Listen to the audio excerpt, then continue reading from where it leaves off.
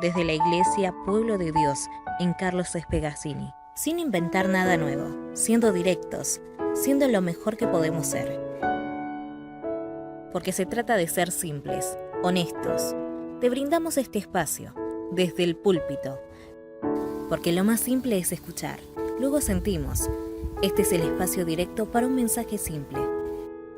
Porque ya no hay diferencia de nacionalidad, ni de clase social, ni de sexo, porque todos somos uno en Cristo Jesús.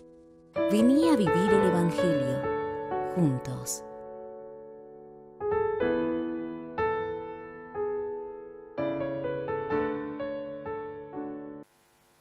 Sobre el fruto del Espíritu, quiero aprender un poco más, queremos ver más en profundidad, porque realmente no es tan simple. Yo trato de hacerlo lo más simple posible, pero sabiendo que hay mucho más. Ustedes tienen que saber que hay mucho más para poder aprender al respecto. Y vimos que la semana pasada, donde vimos que el fruto del Espíritu es el amor, habíamos terminado con ese texto de 1 Corintios 13, que dice: el amor es paciente, es bondadoso, no es envidioso, presumido, orgulloso, no se comporta con rudeza, no es egoísta, no se enoja fácilmente, no es envidioso, no guarda rencor, no se deleita en la maldad, sino que se regocija con la verdad, todo lo disculpa, todo lo cree, todo lo espera, todo lo soporta. El amor jamás se extingue. Y cuando uno ve esto, a lo mejor hace un análisis sintáctico de esa oración y dice, lo que está diciendo Pablo acá cuando dice estas cosas, ¿no? Cuando dice el amor es paciente, y uno piensa que paciente, bondadoso, envidioso, presumido, orgulloso son adjetivos. Y en verdad yo los invito a que lo vean, lo lean, lo entiendan y lo practiquen como un verbo. Son verbos. El amor no se siente, el amor al que nos llama Jesús no se siente, sino que es un amor que se practica. Yo no amo porque siento, porque uno habla de amor y siente eso romántico, ¿no es cierto? Es ese amor romántico, ese amor que tiene que ver con lo que uno siente, con lo que a uno le sale. Pero esto es un amor que se practica, este es un amor a pesar de. Es un amor que se practica, no son ni sustantivos ni adjetivos, sino que son verbos, son acciones que tenemos que hacer.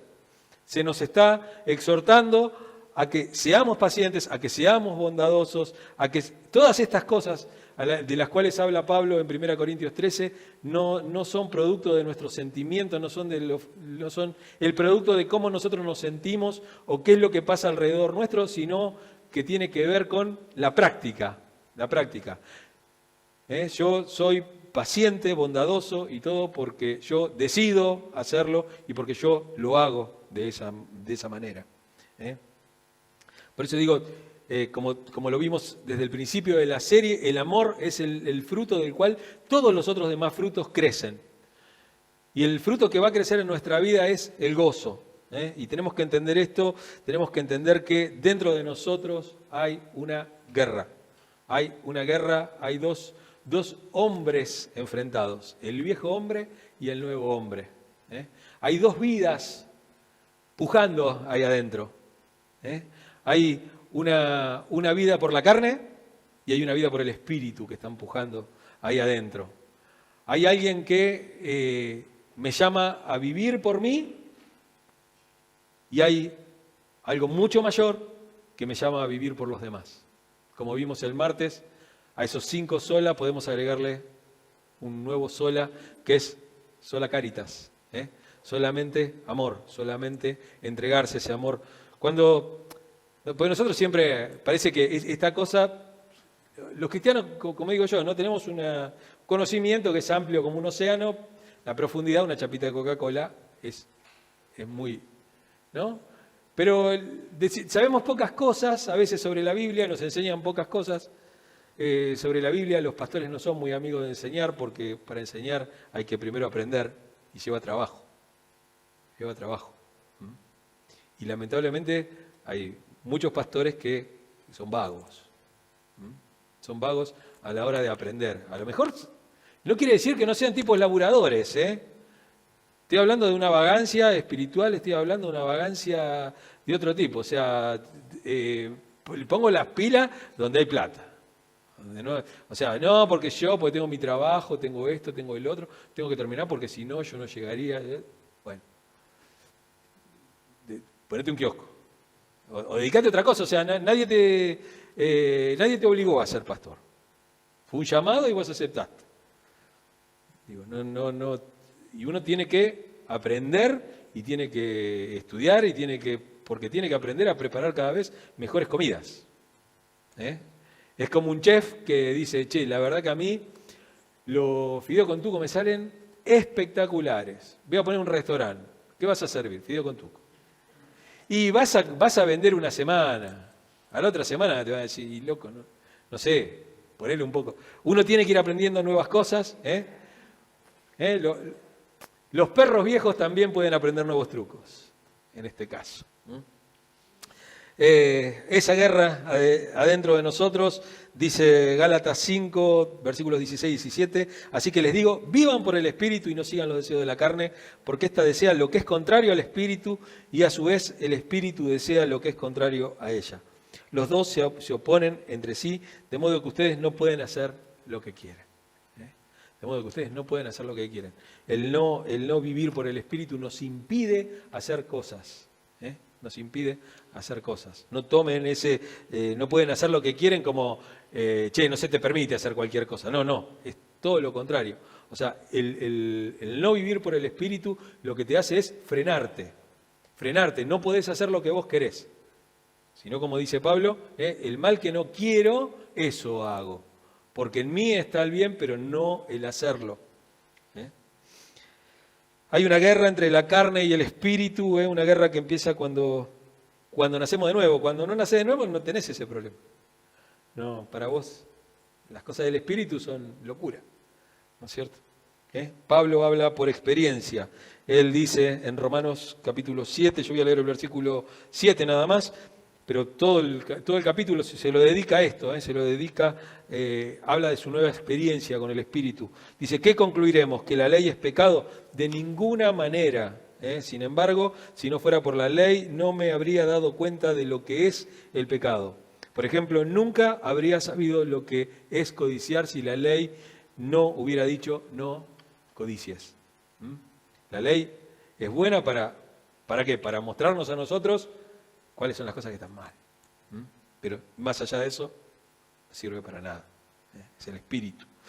Y encontró la victoria, Pablo encontró la victoria al rendirse al Espíritu Santo, y él acá cuenta nuevamente en el capítulo 8 de Romanos, pero vamos a leer también un solo versículo para que podamos entenderlo. Y ustedes no recibieron un espíritu que de nuevo los esclavice al miedo, sino el Espíritu que los adopta como hijos y les permite clamar, Abba, Padre, papito querido.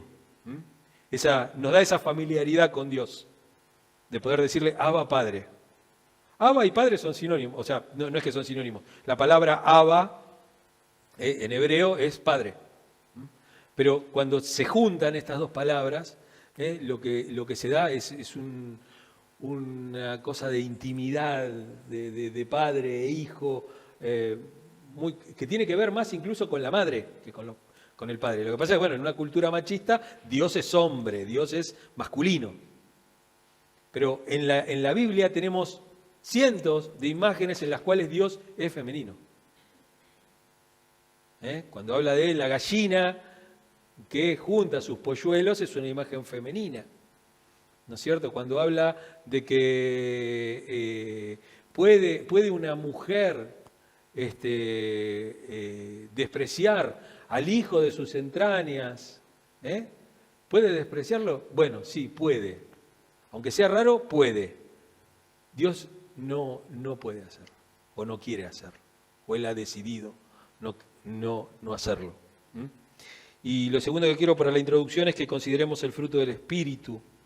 El fruto del Espíritu es amor. Ya lo hablamos en el sermón anterior, esto, ¿no? Y ahora vamos a ver el fruto del Espíritu es gozo. Y esto que le decía hoy, gozo o alegría. Y muchos dicen, no, una cosa es estar alegre y otra cosa es estar gozoso.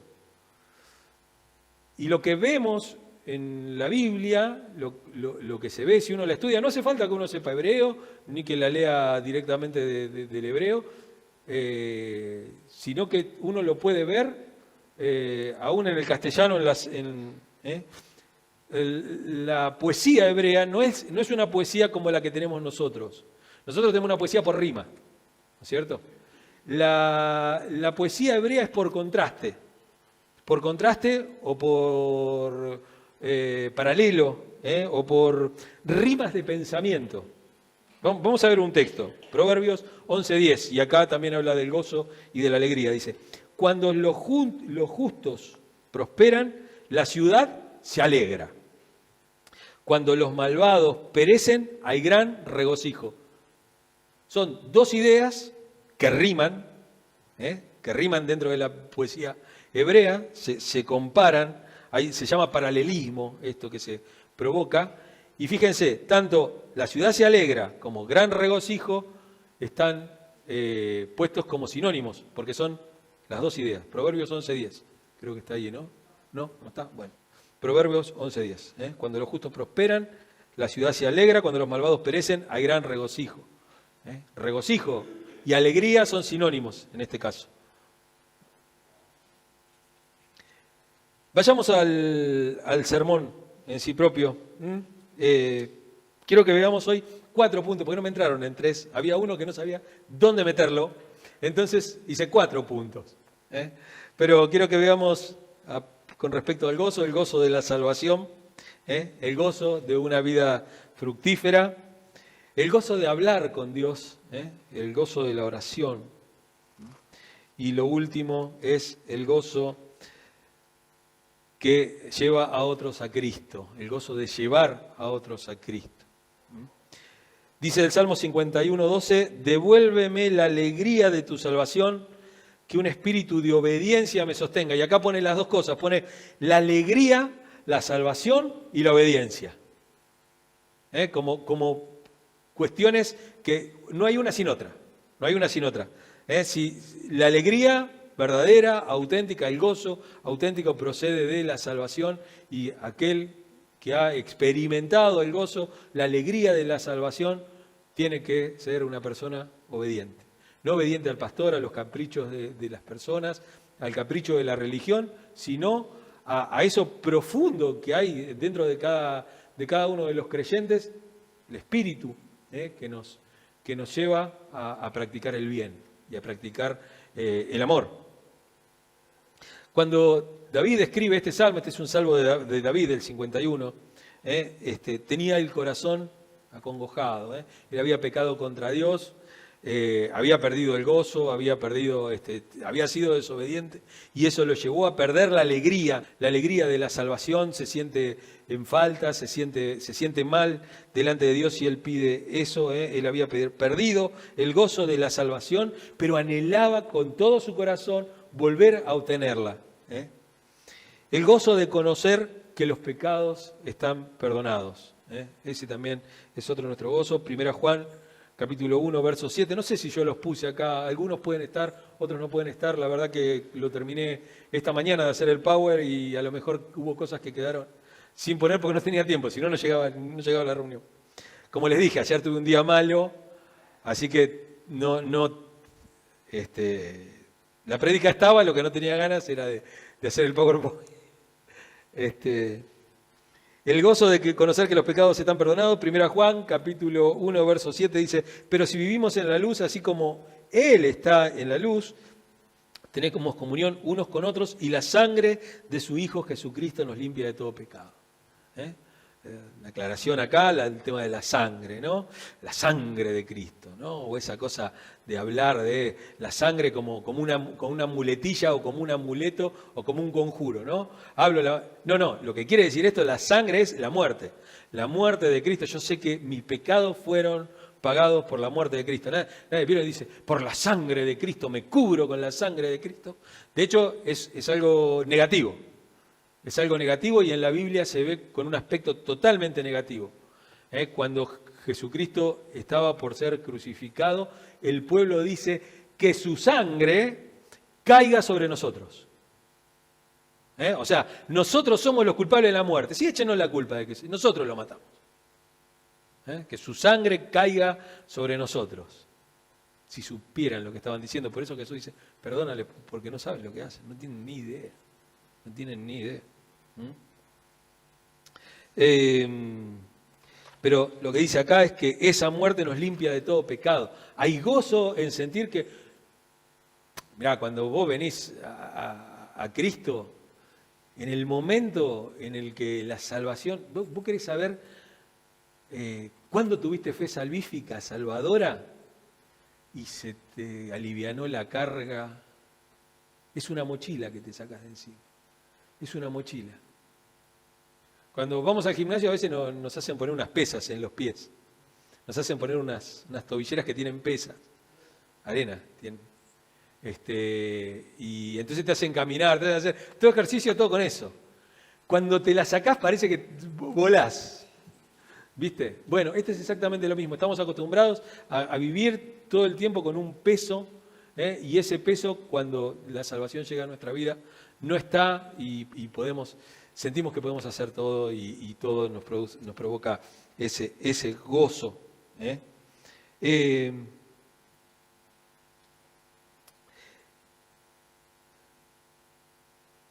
El gozo de ser un hijo de Dios. El gozo de ser un hijo de Dios. Dice Juan, capítulo 1, verso 12, más cuantos lo recibieron, a los que creen en su nombre les dio el derecho de ser hechos hijos de Dios. Esta cosa de intimidad. Uno puede decir, Abba Padre, ¿no? El gozo de saber que el cielo nos espera, que hay algo después de esto. Puede haber infierno, puede haber aniquilación, puede no ser nunca más, que es lo que creen las grandes religiones, ¿no?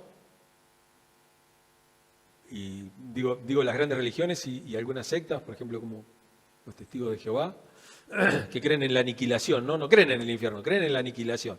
Creen que vos te morís y si no sos un testigo de Jehová, desapareces. ¿No es cierto? Pero sea como sea, el infierno sea un lugar real, sea un lugar de lo que sea, el cielo es real, nos espera algo glorioso del otro lado. Nos espera algo glorioso, dice Pablo en Filipenses capítulo 1, versos 21 al 23. Dice, porque para mí el vivir es Cristo y el morir es ganancia. Ahora bien, si seguir viviendo en este cuerpo representa para mí un trabajo fructífero, ¿qué escogeré? No lo sé. Me siento presionado por dos posibilidades. Deseo partir y estar con Cristo, que es muchísimo mejor. Fíjense que Pablo no dice acá, me quiero morir. Lo que dice Pablo, yo sé que lo que me espera es mejor. Pero él dice, si seguir viviendo en este cuerpo representa para mí un trabajo fructífero, ¿qué escogeré? No lo sé. Una vida llena de gozo produce esto, que mi vida es fructífera. Mi vida es fructífera. Y eso me hace querer seguir viviendo. ¿Por qué algunas personas quieren morirse? Porque no tienen proyectos, porque no tienen vida, porque sienten que su vida no vale, que no es fructífera y que su ausencia va a ser mejor que su presencia. Porque el que se suicida también castiga al otro, ¿no? Castiga a los deudos, a los que quedan. ¿Viste? Acá no me daban bola, acá no. Ahora vas a... ¿Cuántos de nosotros cuando éramos pibes y nuestros viejos nos fajaban o algo y dicen, ojalá que ahora con esta paliza me muero, ¿Y sabés la carga de conciencia que le queda a mis viejos? Pero lo que dice acá Pablo, dice, representa para mí un trabajo fructífero. ¿Qué escogeré? No lo sé, no tengo ni idea. Pero lo que sí sé es que deseo partir y estar con Cristo. Lo quinto, un gozo de estar en paz con Dios. Dice Pablo también en Romanos 5:1, en consecuencia, ya que hemos sido justificados mediante la fe, tenemos paz con Dios por medio de nuestro Señor Jesucristo. Estar en paz con Dios, saber que Él me escucha, saber que está ahí, saber que le debo todo y no le debo nada. O sea, saber que le debo todo y que no me va a reclamar nada. Creo que la gracia es eso, ¿no? De verle todo a Dios, ¿eh? Y que Él no te reclame nada. Es eso.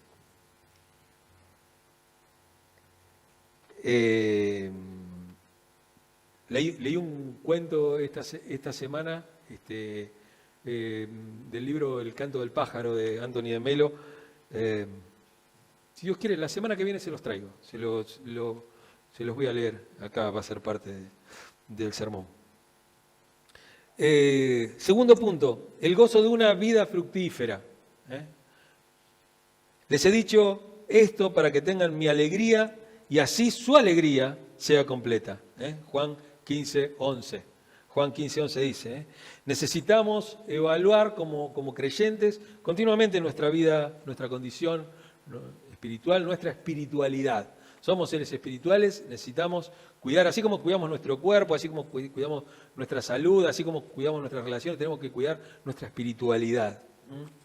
Y bueno, el gozo del Señor es nuestra experiencia diaria. Está todos los días en nosotros. Si no está en nosotros, ¿por qué no está? ¿Por qué no está? Son estas cosas, digo, hay veces que hay que parar la pelota en nuestra vida. Hay que parar la pelota, hay que dejar de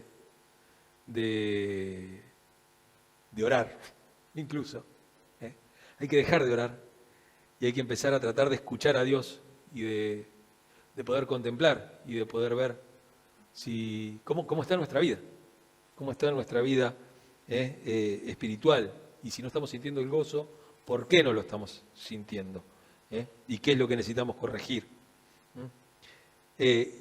Y también si estamos permaneciendo en Cristo, lo vimos cuando vimos yo soy la vid verdadera, ¿no? Juan 15:4 dice, permanezcan en mí y yo permaneceré en ustedes. Así como ninguna rama puede dar fruto por sí misma, sino que tiene que permanecer en la vid, así tampoco ustedes pueden dar fruto si no permanecen en mí. Hay una cuestión de permanencia, y esa permanencia de identificación, de tener el mismo carácter, de vivir en Cristo, de vivir en Cristo, de estar en Cristo, de estar ahí adentro, rendidos por completo a Él, manteniendo una vida devocional fuerte. Esto no quiere decir que yo tengo que dejar de hacer todas las otras tareas de mi casa. No tengo una fuerte devocional, tener una fuerte conciencia de la presencia de Dios en todos los lugares y en nuestra vida cotidiana. Que Dios está. Cuando uno tiene conciencia de que Dios está, uno se siente acompañado y uno siente esa comunión también. Nutriéndonos también con la palabra de Dios, como vimos la otra vez, no por osmos, sino porque tengo contacto con la palabra, mi vida va a cambiar, sino leyéndola, reflexionando, poniéndola en práctica y que eso se vaya haciendo algo dinámico en mi vida, la palabra de Dios como algo dinámico en mi vida, y confesando todos nuestros pecados conocidos y los que no conocemos también. Confesándolos, líbrame de los pecados que no me son conocidos, ¿no es cierto? Y los que me son conocidos también. Las dos cosas. Confesar los pecados.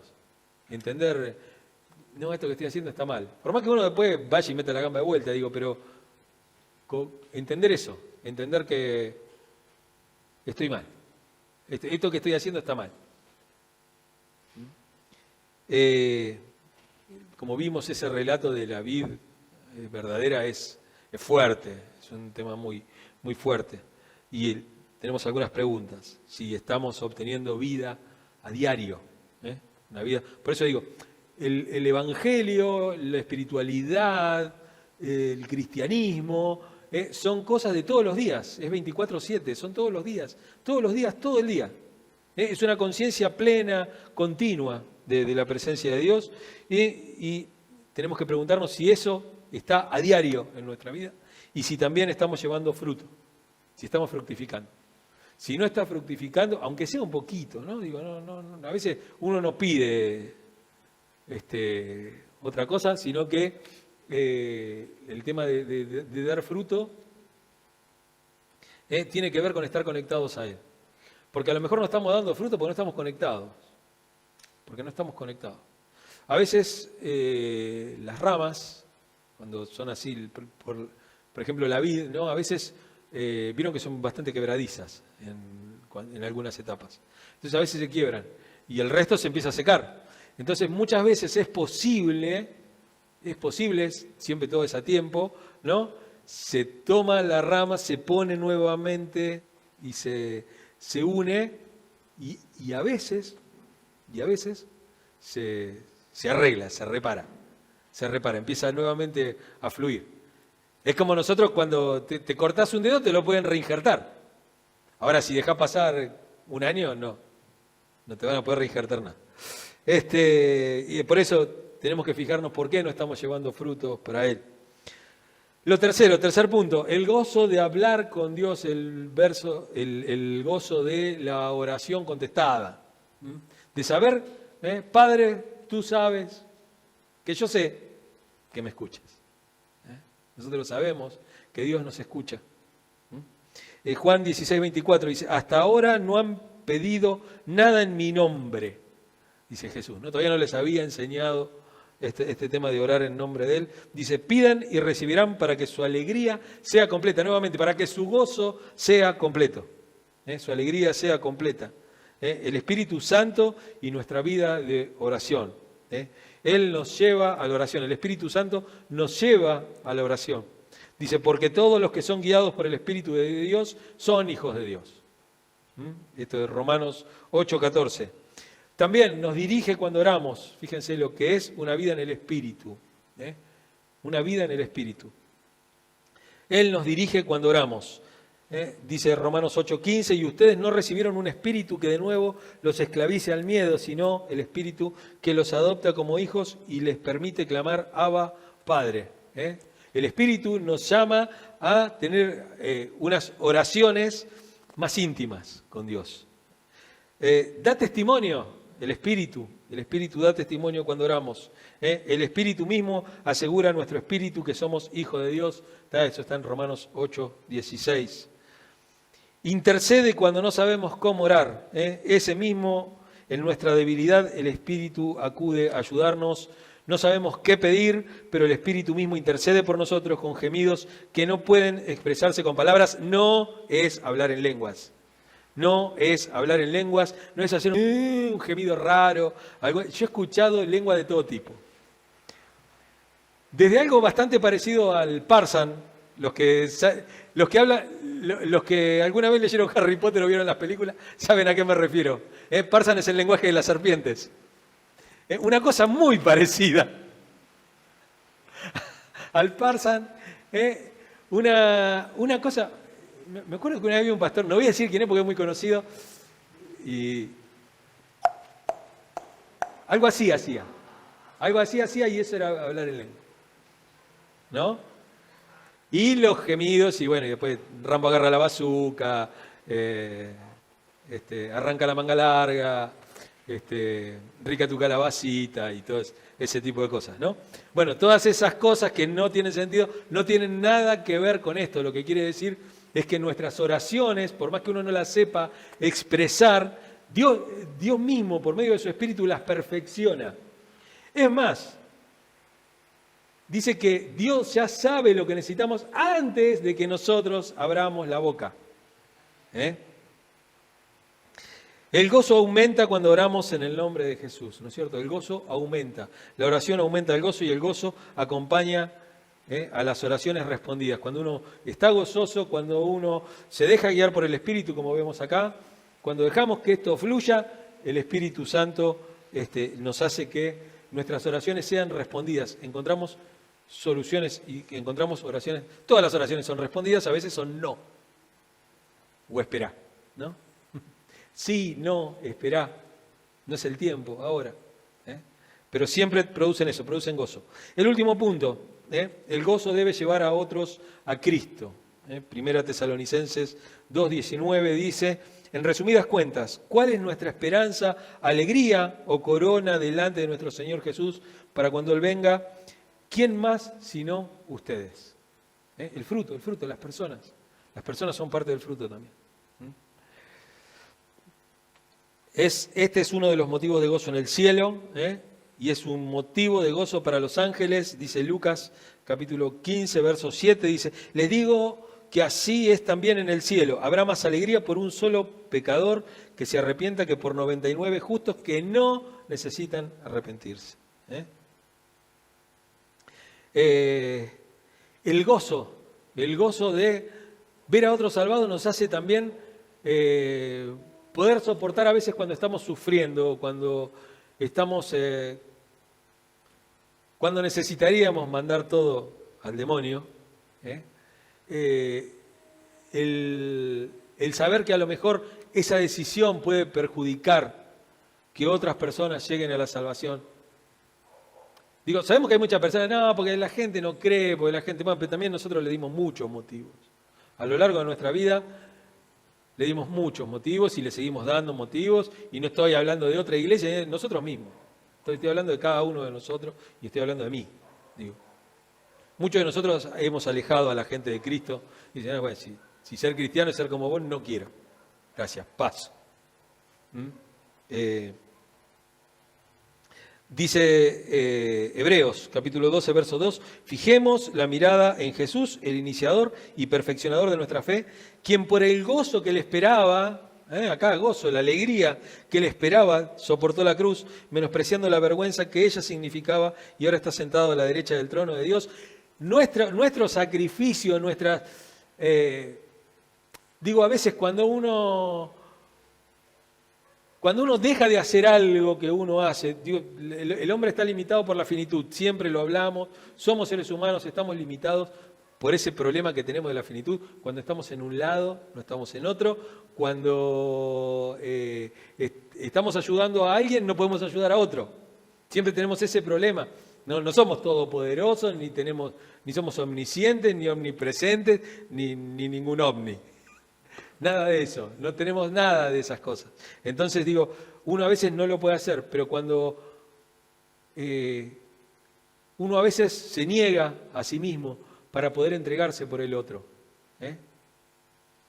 Por lo general esto se hacía para sacarle plata a la gente, este texto. Se utiliza o se utiliza este tipo de cosas, ¿no? Como, bueno, usted no haga esto y ponga la plata en la iglesia. Pero digo, a veces no tiene nada que ver con eso, a veces sí, a veces no. Son cosas que uno evalúa a lo largo de la vida, pero digo, en lo simple, en lo de todos los días, a veces es, a lo mejor este mes nos ajustamos un poquito, pero le damos una mano a aquel que está necesitando. Aquel que está necesitando. No hagamos como pasa a veces, ¿no? En las empresas, estoy hablando más que nada la pyme y un poquito más arriba tampoco, ¿no? Porque hay muchos tipos que el viernes se borran, se llevan toda la plata de vacaciones para comprar el último iPhone al hijo y todo, y dejan a todos los empleados sin cobrar, ¿no es cierto? Y a lo mejor hay alguien que está pasando necesidad. Cuando la Biblia es bien clara, no le niegues, no le retengas el salario al obrero porque es lo único que tiene, y él depende de eso. Pero también nosotros, ¿cuántas cosas hay en nuestra vida que son cosas superfluas y que podrían servir para ayudar a otros? A un hermano, a un primo, a un vecino, a un amigo, al que quiera. Pero esto es lo que dice Jesús, ¿no? Dice, por el gozo que le esperaba, por el fruto de ver las personas que iban a ser salvas, él soportó la cruz. Y el círculo bendecido del gozo, hay un círculo perfecto. Dice, la vida llena del Espíritu y gozo produce convertidos. Una persona gozosa, una persona alegre, llama a las personas. Tipo amargado, no llama a nadie. Va a decir, el gozo del Señor es la fortaleza de mi vida. Ah, bueno, menos mal. ¿Y el gozo del diablo cómo es? ¿No es cierto? Claro. Y ver el fruto del testimonio incrementa el gozo. Cuando uno tiene el gozo, tiene alegría y ve que eso tiene... Es como, viste, cuando vas al gimnasio, vas al gimnasio y empezás a ver que adelgazaste un par de kilos, que estás un poco mejor o que tenés más fuerza, todo, eso te da ímpetu para seguir haciéndolo. Y esto es lo mismo, cuando vos ves que lo que vos hacés produce fruto, eso va también a incrementar el gozo. Es un círculo virtuoso, se comporta en eso. Vamos a concluir. El gozo producido por el Espíritu no lo podemos producir nosotros mismos. Nuevamente, es algo que se viene repitiendo en todos los puntos, en cada fruto, ¿no? No lo producimos nosotros, es algo que lo produce el Espíritu. Procede de dentro de uno, y no depende de las circunstancias. No depende de las circunstancias. No es, hoy la economía del país está, hoy la bolsa, el Dow Jones abrió en alza, hoy tengo gozo, hoy voy a fructificar. No. El Merval cayó 3 puntos, hoy no tengo fruto. No, el fruto del Espíritu es a pesar de las circunstancias. Y el Espíritu Santo está dentro de cada uno de nosotros, provocando, empujando eso. Por eso nosotros tenemos que cesar de entristecer al Espíritu Santo. Tenemos que dejar de entristecer al Espíritu Santo. Dice Efesios 4:30, no agravien al Espíritu Santo de Dios con el que fueron sellados para el día de la redención. No lo entristezcan, no lo entristezcan. Él está empujando, no lo tires a un costado, no lo dejes ahí y le digas, no, mira, vos quédate ahí porque tenés podrido. ¿Cierto? Sino que dejemos que el Espíritu realmente pueda hacer la obra. Dejemos de apagar el Espíritu. De apagar el Espíritu, dice 1 Tesalonicenses 5:19, no apaguen el Espíritu. No apaguen el Espíritu. El Espíritu se puede apagar. Como esas brasitas, viste, que si no le das, ¿cierto? Y una de las cuestiones de poder encender también el Espíritu tiene que ver con la comunión. Tiene que ver con esta comunión que tenemos entre todos. Si vos agarrás, aquellos que hicimos asado, o que tenemos tenemos, no sé por qué, yo no tengo chimenea o alguna cosa por el estilo, pero sí hago asado. Entonces, cuando uno deja un par de brasitas al costado, se apagan. Pero si uno las arrima nuevamente al fuego, se vuelven a encender. ¿No es cierto? Entonces, el Espíritu, cuando estamos en comunión, se enciende. Se enciende. Si uno está apartado, si uno está allá, se apaga. Se apaga. Y que experimentemos el gozo del Espíritu. Es algo a experimentar. La palabra de Dios no solamente es algo que se estudia, no es algo que se cuenta o que se practica en el sentido de los rituales, de las cosas de iglesia, sino que es algo que se vive y se experimenta. Hay experiencias con el Espíritu. Hay experiencias propias con el Espíritu.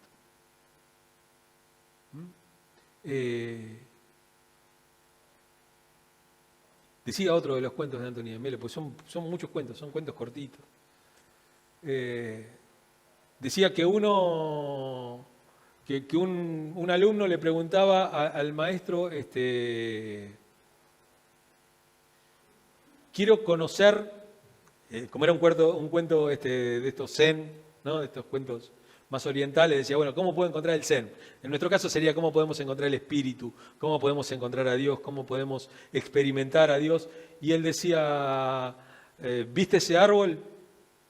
Sí. ¿Y qué viste? Un árbol, dijo él. El día que veas un milagro en ese árbol, ahí habrás alcanzado a comprender a Dios. El día que veas en la naturaleza, en las cosas de todos los días, el milagro está ahí. El milagro es todo eso que se produce mientras nosotros estamos pensando en otra cosa. Mientras nosotros estamos aquejados por las circunstancias de la vida, los problemas, todo lo que... Es eso, el milagro de la vida, el milagro de nuestra vida.